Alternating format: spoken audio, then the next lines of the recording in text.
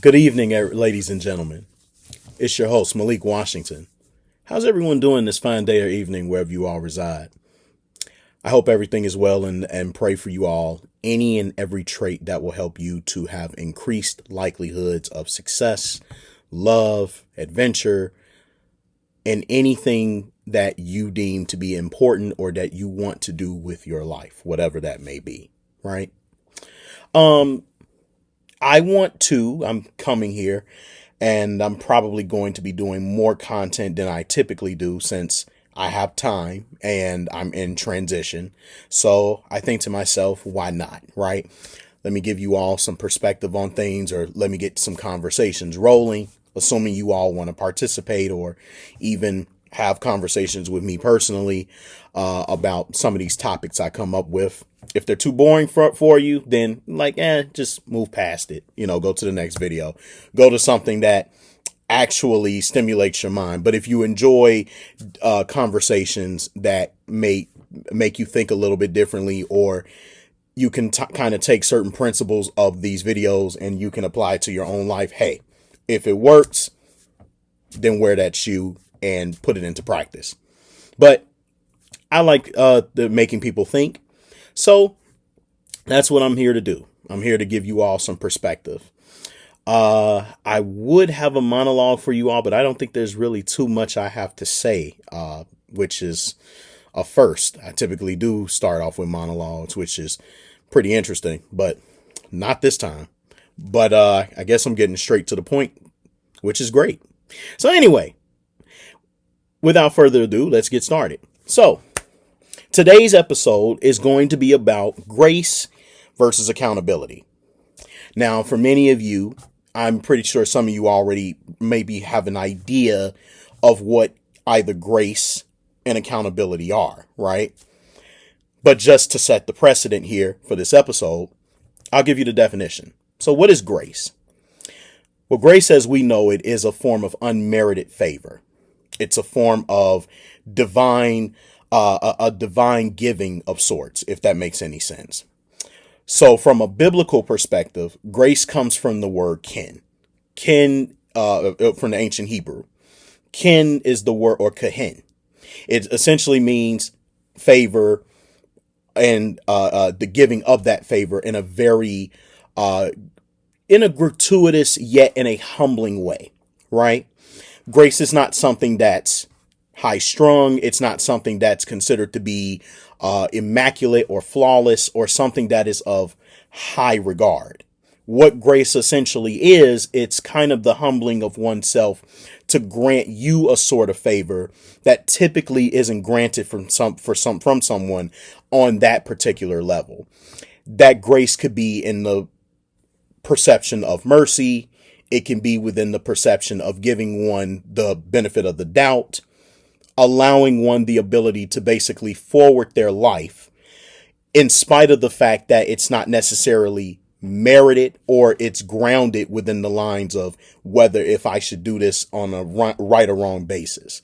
Essentially, I'm giving this to you because I want to give that to you. I'm having mercy on you because I simply can and will do so.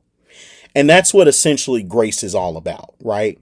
Grace is this thing where one can say, human nature is very interesting. Typically, we're known to be very vindictive. We're vengeful. We challenge one another all the time. We sometimes always want to get back at somebody because they did something to us that we feel we did not deserve, right?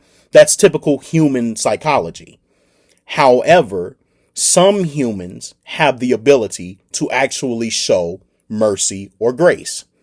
This can sometimes even happen in the animal kingdom, and it would behoove one to think the animal there could be a predator who literally knows how to kill other animals because they are, by that class, by that distinction, predators. They are on the top of the food chain. They can obviously take you out. They can kill you.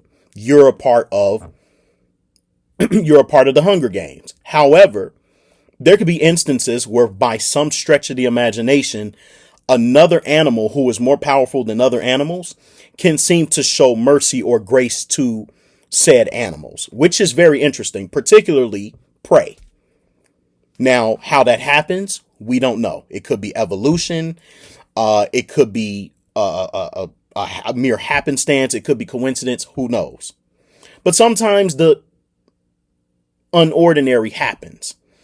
And when it can't be explained, a lot of times we have to study it. We have to draw conclusions and utilize models to come to whatever those conclusions may be from an objective perspective. So we're seeing this ability to show grace in instances that grace isn't typically shown. And but since we're talking about humanity, let's stick there. Grace in a lot of ways comes in many different forms. Grace could be shown within the workplace where you particularly work. It could be shown at home. It could be shown in your travels. It could be shown in the court system. Most of the time, court is very legal. It's very legalistic and to the point. So typically they're following whatever the law says. But come across the right person who's actually executing and interpreting the law, you might get a person who's has that sovereignty to be able to decide to give you the maximum of whatever the law states, because that's from an accountability perspective, what you might actually deserve accordingly. But some people, some judges are very merciful. So they look at you, and depending on who you are and how you carry yourself and how you represent yourself before said judge or arbiter, they may show you a little more mercy on average than they would someone who's a full, hard-on, repetitive criminal, right? Whereas if you, like, let's say for an example, if you were prone to stealing, you've been stealing for like probably 15, 20 years of your life, and you eventually get caught by this one judge. Because of who you are and you have no remorse and you show no signs of change, that person might give you the maximum of maybe 15 years in prison. Whereas if there was a one-timer who stole out of obviously out of a need, or because they live in a criminogenic society, or you could say pocket within the population where they're having a hard time, they're living in poverty or anything like that, and you typically weren't that person. You never had a record of stealing, but you steal this one time and you get caught and go to court for it. Said person, I just almost lost breath there. Anyway, and because you're the kind of person who, you may have never done this before, but because of desperate times, it called for desperate measures. You may have decided to steal for that one time, but when you go to court, you do deserve to be penalized, and they just as well might penalize you. But because the judge sees you as somebody that's a one-timer and you're not someone who perhaps will do it again, they may give you less than said person who was a hard-on criminal. So this is kind of what grace looks like. Grace is a hit or miss. I can give you grace, or I can hold you to account to the highest extent of the law, and you will have to suffer for it, right? And there are two different types of people in this world. You have people that are graceful in that respect. But then there is a grace that is, but then there is the other factor, which is accountability. Now, accountability is it's different, right? But these two work in tandem with one another. Accountability is the one that you don't want when you typically do something that is wrong, right? Most people want grace. Hardly anyone wants to be accountable, let alone to themselves. The average human being is habitual. We're creatures of habit. So when we're stuck to doing something that we've been prone to doing for years, we typically don't like to come out of that framework. We just like to do it in cycles. And that's why you will notice throughout every single century, human beings go through the same mistakes, the same sins, the same habits over and over and over and over again. And there's a lack of accountability, because if humans wanted to break some of these cycles, some of these broken dynamics in their within their life, whether if it's with family, if it's with work, if it's with society, if it's with whatever, To break the cycle, the best thing to do is to be accountable. Very few humans are accountable to themselves, which is why we find ourselves in these predicaments where our societies, they rise and they start off well. But then as time goes on and we expand, we start getting corrupt leaders. Our money is being misused. Much of the time, people are taking everything that is within their power or within their crown, and they're just abusing the people before them. Often leads to this state where eventually, when people get to a state of corruption, which is what happens, power corrupts, we eventually have to have checks and balances where we have to hold them accountable. And that is having this ability to let it be known and make sure that they heed warnings. Because if they don't, because maybe perhaps they don't see it, but if they don't, they're going to have to get punished for it. They're going to have to get penalized. And sometimes accountability is not always that extreme to where you may have to punish them by death, right? Accountability can come in different forms. You could verbally hold someone accountable, so you can warn them, right? That's usually how it typically starts.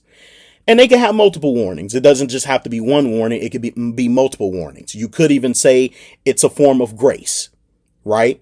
Let me let you know what's wrong, so this way you're aware of it. But the factor behind that is that once you know, you're then held to account. The onus is on you to make the change. But most people don't, right? Because much of the time when people are sorry, we're typically sorry after the fact. If we were truly sorry, we wouldn't do it at all. Because the fact of the matter is, if we do things and we get away with it, and we know we can continuously get away with it, we're not going to apologize, let alone hold ourselves to account. Let's just be honest. Am I right or am I right? I could be wrong too. But I think in this instance, most of us know, because we all grew up young. There's a lot of things that we probably did we didn't want our parents to know, and we did it because we knew we could get away with it. But as soon as our parents called us, and we know how our parents can be, what typically happens? If we know that said person is known to be more accountable as opposed to graceful, what happens? I'm so sorry. I'm so sorry. Please don't hurt me. Please don't beat my ass. Please don't do this. Please don't do that. And granted, I don't believe in ass whoopings or no shit like that, but I throw that out there because particularly amongst us, amongst black people, that is a thing, right? If you grew up in said households, you know how it is, especially if you come from Gen X or if you're a baby boomer. That is a thing, right? In these households with your brothers and your sisters, y'all know how y'all were. And there was a lot of things y'all thought y'all could get away with, and eventually you got caught. It happens. So accountability happens in these ways. There's also accountability in the workplace. Typically, if you make mistakes, you usually get warnings. That may also turn, if the warnings don't work, you get written up. If write-ups don't work, that typically is grounds for your career is jeopardized or your job, right? So you might end up getting HR to come in. You get these random messages. Sometimes the managers speak to you less and less because they're intending to let you go at some point.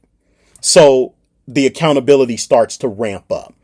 And especially if they gave you grace multiple times to make the changes, but there's no changes being made, less it's something so serious that they have to immediately let you go.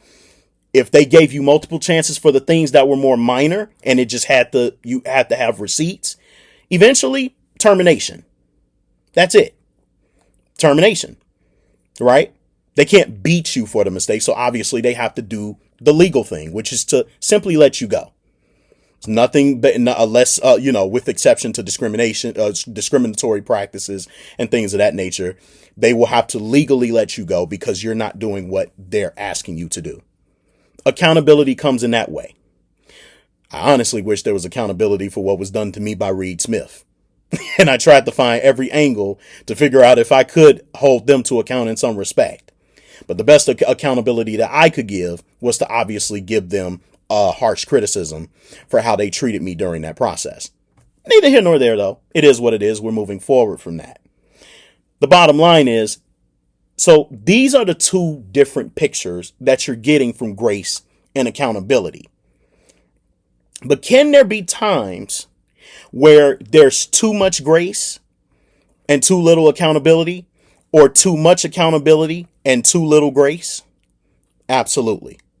We deal with that on an everyday basis because amongst our populations, you have these two different groups. You have the one group who is very merciful to probably almost everyone that they meet. You are the type of person that you believe everyone deserves second chances, maybe unto the 10th. You're the type of person that you want to help give people the ability to rehabilitate themselves and get better and do better, and hopes they'll turn away from some of their actions, right? Because we're human beings.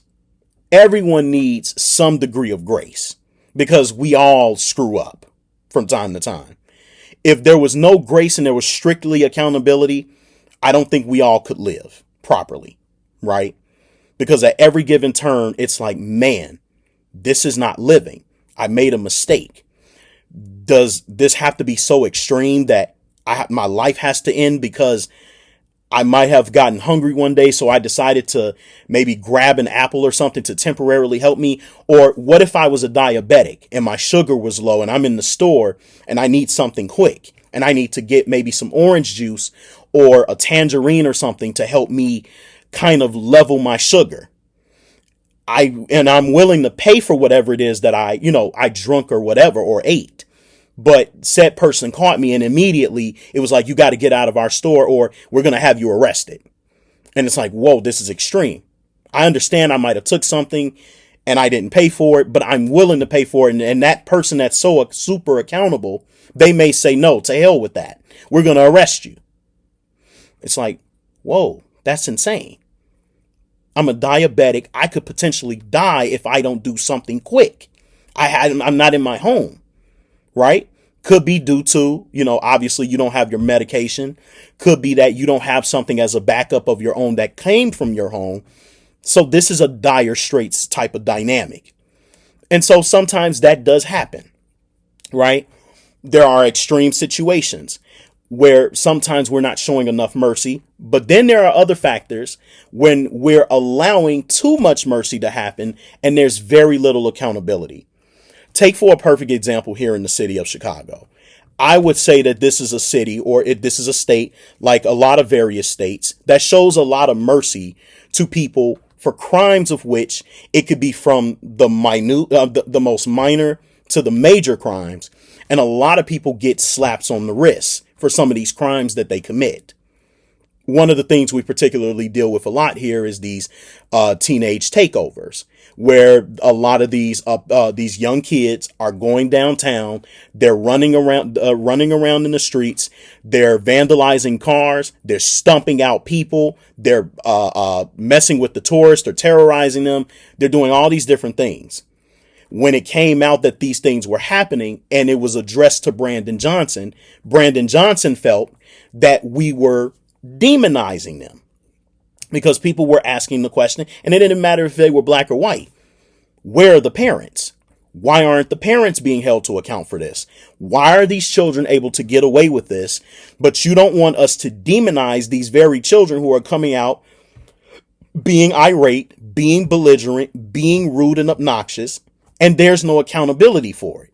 You don't want to live in a society where you're doing absolutely nothing about some of the actions that are taking place here.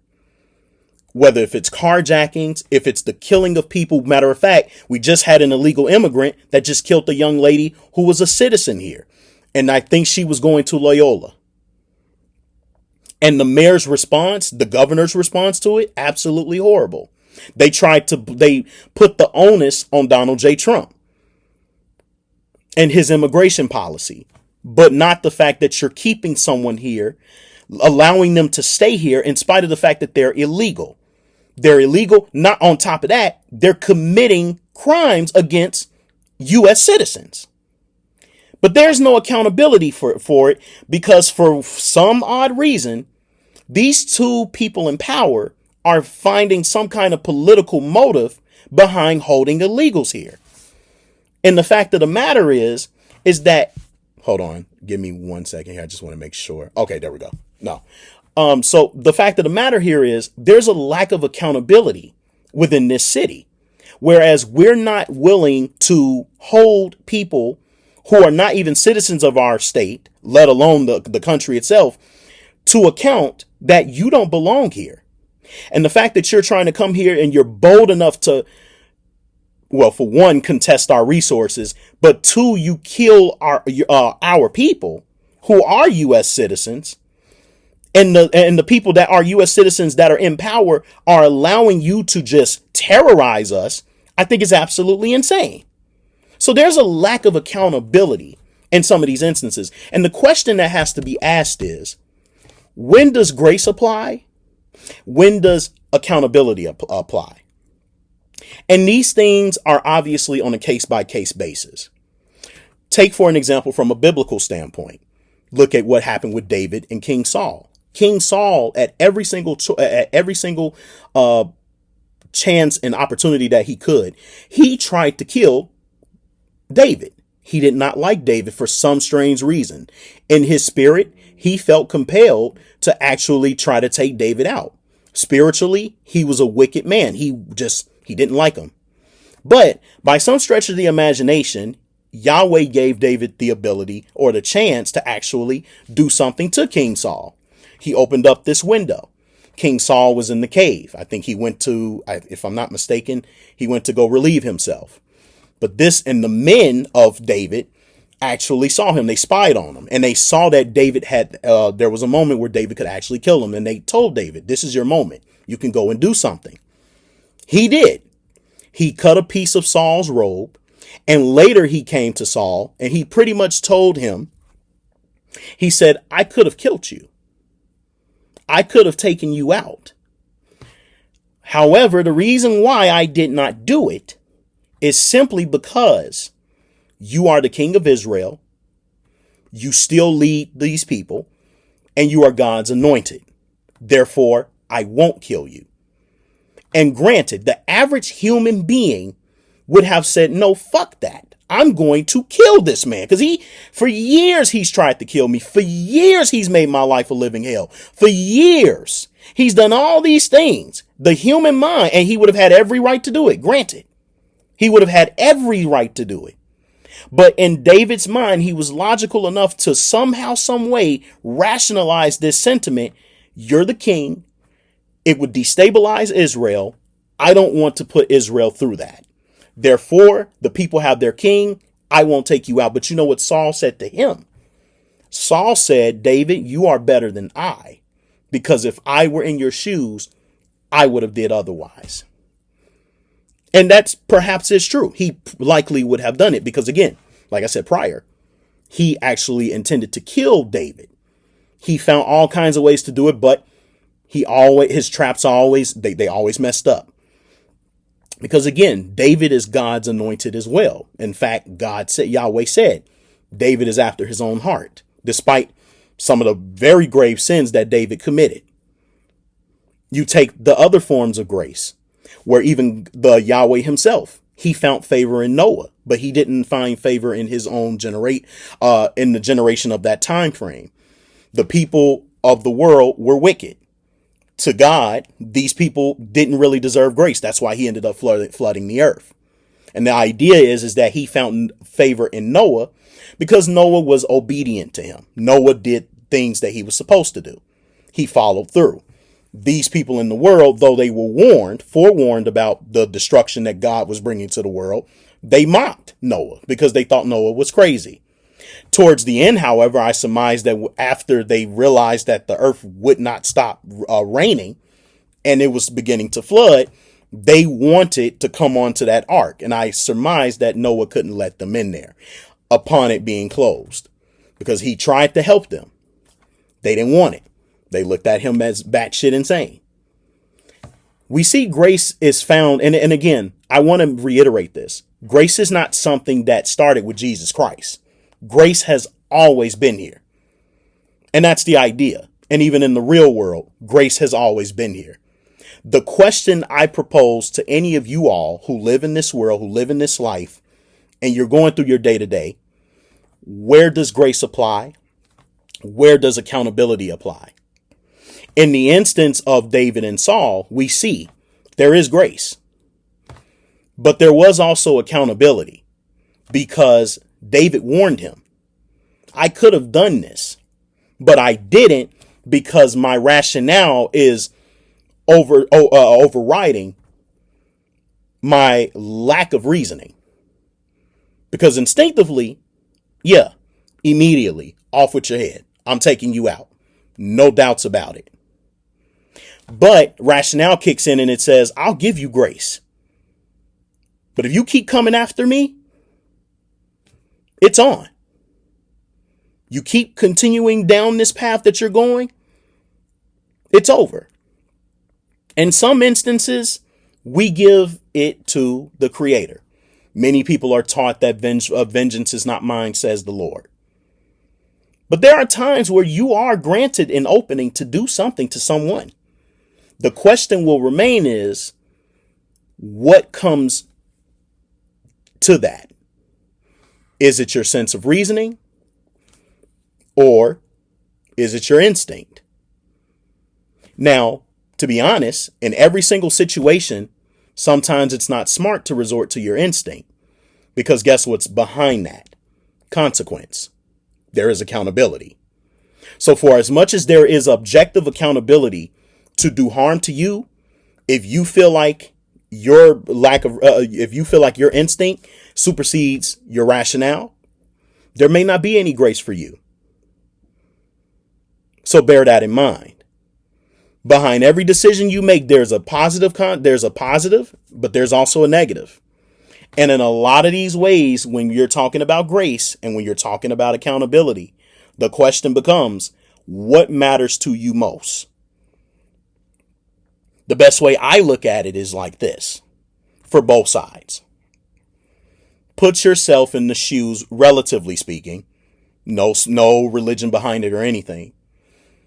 Put yourself in the shoes of another person and ask yourself in that instance, if I was in the shoes of this person, would I give myself mercy?